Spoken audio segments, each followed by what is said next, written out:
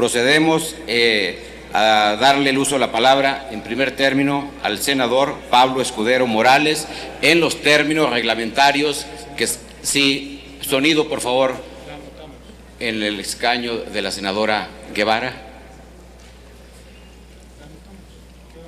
Presidente, por favor pedirle que me incluya en la lista. Con todo gusto la incluimos en la lista. Sí.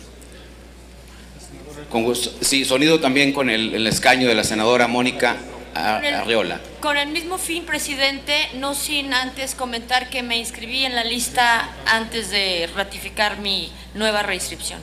Gracias. Sí, efectivamente usted está anotada ya en el proceso de discusión.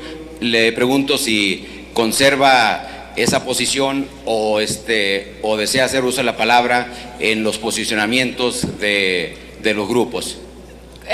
Conservo la primera, por favor, presidente. La primera, entonces, sí, usted va en la discusión del dictamen en pro del mismo. Muchas gracias. Se le concede en primer término el uso de la palabra al senador Pablo Escudero Morales en los términos reglamentarios. Sí, sonido, por favor, en el escaño del senador. Presidente, sí. Pues para que pasara primero mi compañera la senadora Ana Guevara por el orden. Entonces sí, con gusto.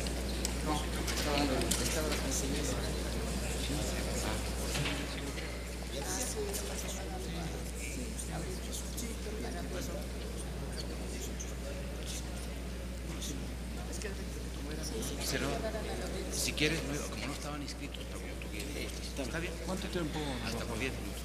Más o menos.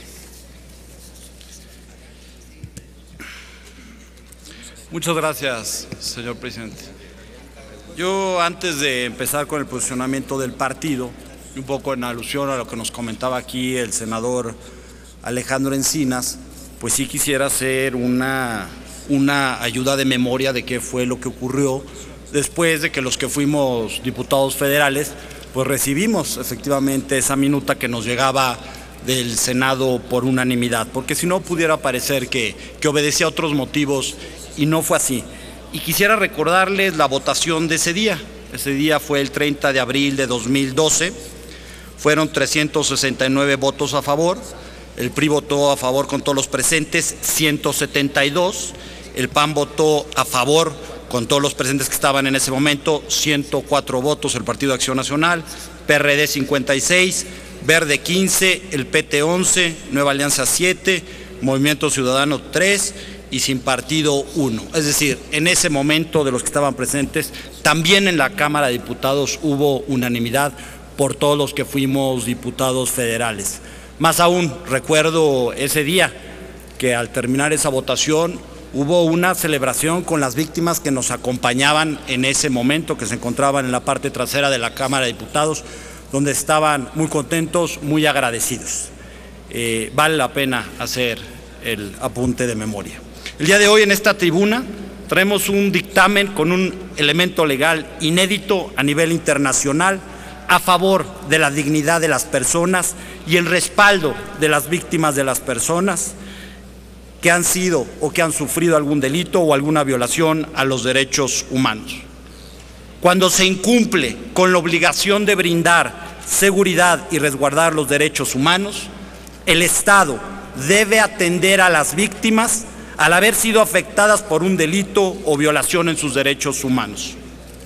Así, en este dictamen se incorpora el derecho mexicano, un instrumento basado en la justicia restaurativa, en la que el delito es fundamentalmente un daño en contra de una persona concreta y de las relaciones interpersonales, y la reparación se convierte en la respuesta de la justicia para los actos victimizantes.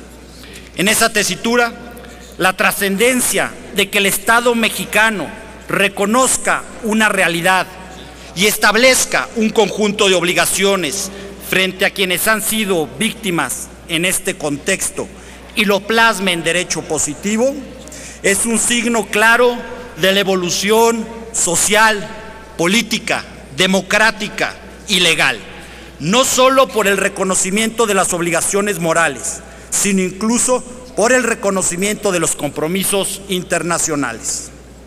También el reconocimiento pleno del respeto y protección a los derechos humanos. Así fue como en el Diario Oficial de la Federación, el 9 de enero de 2013, se publicó una ley de víctimas.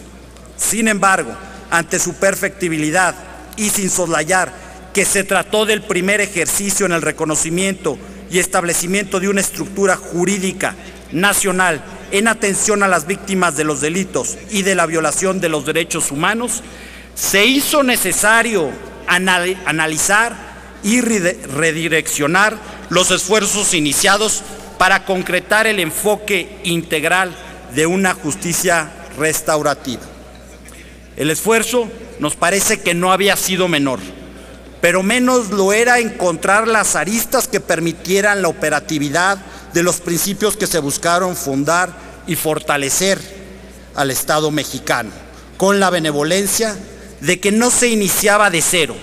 Por una parte, ya contábamos con un texto legal que cimentaba las bases del reconocimiento para que las víctimas de las violaciones a derechos humanos o del delito tuvieran el derecho a la verdad, a la justicia, a la reparación integral y las garantías de no repetición.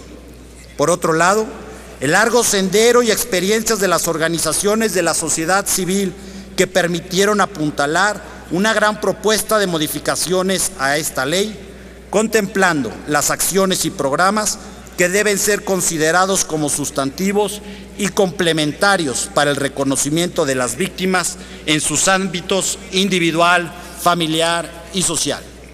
Es así que al conjugar estos factores y al entender la evolución de la complejidad social en nuestro país, el 19 de febrero de 2013, con el aval de diferentes senadores y de los grupos parlamentarios del PRI, del PRD, del PT y del Verde, se presentó esta iniciativa haciendo las modificaciones. Esta iniciativa que se presentó constituye un parteaguas del reconocimiento del Estado mexicano en la atención de las víctimas del delito y de las violaciones a los derechos humanos. Y con ello arribamos a la vanguardia en la justicia restaurativa a nivel internacional, enarbolando el gran trabajo que han desarrollado las organizaciones de la sociedad civil, por lo que también se transforma en un reconocimiento a la labor de ellas.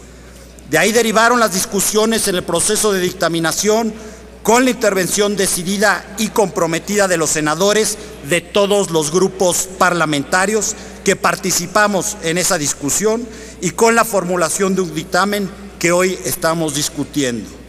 Sobre todo, fue patente la unanimidad con que se reconoció la necesidad de conseguir la mejor y más eficaz ley de víctimas. Mi reconocimiento a todos los senadores de todos los grupos parlamentarios que sabemos que están comprometidos con este tema. Es cuanto, señor presidente.